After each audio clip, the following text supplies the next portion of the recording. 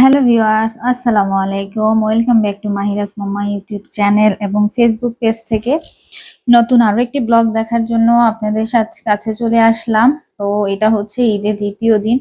আসলে কি ঈদ তো চলে গেছে, কারণ প্রবাসীদের যারা কাজ করে তাদের জন্য ঈদ বড়জোর একদিন। যেমন আমার হাজবেন্ড একদিনের ছুটি নিয়েছিল, তারপর তার বিকালে কাজে যেতে হয়েছে। তো যাই হোক, আমাদের ঈদ শেষ। তো এখন তো রান্না বান্না, রোজা শেষ হয়ে গেছে, এখন আসলে অন্য একটা রুটিন চলে আসবো।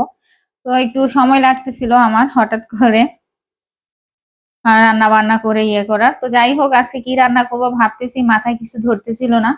তো আসলে রাতের বেলা কি মাছ ভিজিয়ে রেখেছি, তো সেটাই আজকে রান্না করব।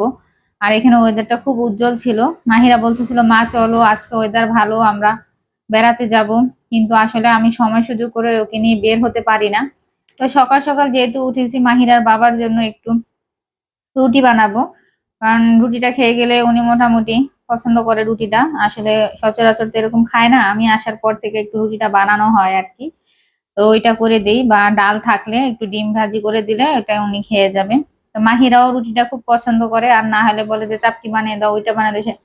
তো এত কিছু আর আমি করি না। যাই হোক, রুটি মুটি বানিয়ে ওনারা খেয়ে টেয়ে যে যার মতো কাজে চলে গেছে। মাহিরা বাসায় খেলাধুলা করতেছিল, আর এখানে আমি দুপুরে রান্নার কাজে চলে আসছি। আগে রান্না করে ভাবছিলাম যে মেয়েকে নিয়ে বের হব, আসলে ওরকম করে বের হওয়া হয় না। তার মধ্যে আবার আপারাও বাসায় ছিল না, তো এই জন্য আর আমি যাইনি ওদিকে। ওনারা থাকলে একসাথে বের হলে ভালো লাগে, সময়টা পার হয়ে যায়। তো এখানে সময়গুলো আমার এখন পার হতে চায় না, এখন তো দিন বড় হচ্ছে। মাহিরের বাবাকে ওই দিন বলতেছিলাম, জানো আমার সময় শেষ হয় না। তো আসলে কোনো কাজ করি না, বাসায় থাকি সব সময়, রান্না বান্না সময় করতে পার হয়ে যায় যেটুকু, এরপরে বাকি সময়টা আমার পার হতে চায় না। তো এর জন্য রান্না বান্নার এখানে প্রচুর সময় দেই। তো আমার ছোট বোন আমার রান্না বান্নার ব্লগ দেখে বলতেছে, তুমি কি সারাদিন রান্না বান্নাই করো, তোমার না বিচার আসছিল।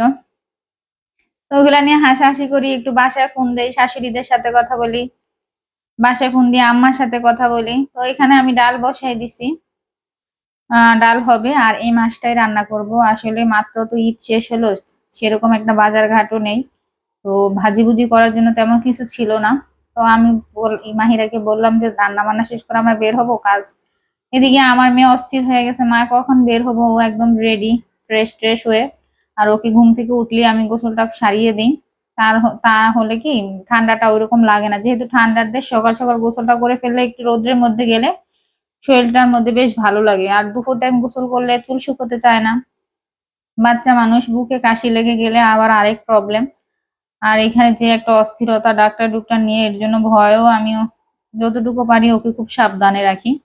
তারপরে এখানে আসার পরে মাশাআল্লাহ ও এখনো আলহামদুলিল্লাহ ভালো আছে। তো ধনে পাতা ছিল না, খুঁজে টুজে দেখি ধনে পাতা নাই, তো আজকে মাছ আর ধনে পাতা দিব না। তো আপনারা দেখলাম যে আমার অনেক নতুন ফলোয়ার আছেন, তাদের সবাইকে অনেক ধন্যবাদ। আর নতুন যারা যোগ হয়েছেন তাদেরকেও অনেক ধন্যবাদ। তো যে যেখান থেকে দেখছেন আমাকে কমেন্টস করে জানাবেন, ভালো লাগবে। আমিও দেখতে চাই যে আমার ফলোয়াররা কে কোথা থেকে দেখতেছে। তো এই তো আর কি। আর এই যে আমার মাছ রান্না হয়ে গেছে কথা বলতে বলতে। এই মাছটা দিয়ে আজকে খাওয়া হবে। তো যেহেতু ধনে পাতা নেই, তো ভাবতেছিলাম যে জিরার গুঁড়ি দিই। আমার আম্মাকে দেখতাম যে ধনে পাতার ঘাটতিটা আম্মা জিরার গুঁড়ি দিয়ে পূরণ করে, আর এটা কিন্তু খেতে ভালোই লাগে। এদিকে আমার মেয়ে বসে হাজির, আম্মু তুমি কখন বের হবে। মানে ওর কথা হলো আমি ওকে নিয়ে সারাদিন ঘুরবো আর কোনো কাজ করব না, তাহলে ও হ্যাপি। তো আমি জিরাটা দিয়ে একটু কষিয়ে নিয়েছি, আবার নামানোর আগে আরো একটু বেশি পরিমাণ জিরা দিয়ে দিব। আমি আসলে বুঝতে পারতেছিলাম না মাছটার টেস্ট কেমন হবে, এই জন্য আর কি। তো এটা আর কি রান্না করব। এটা হচ্ছে শিলং মাছ, অনেকে বাচা মাছ বলে, অনেকে নাকি ঘাওড়া মাছ বলে। আমি এই মাছ কখনো খাইনি, ফার্স্ট টাইম ট্রাই করতেছি। আর এইভাবেই আমার আজকের ব্লগ শেষ হলো।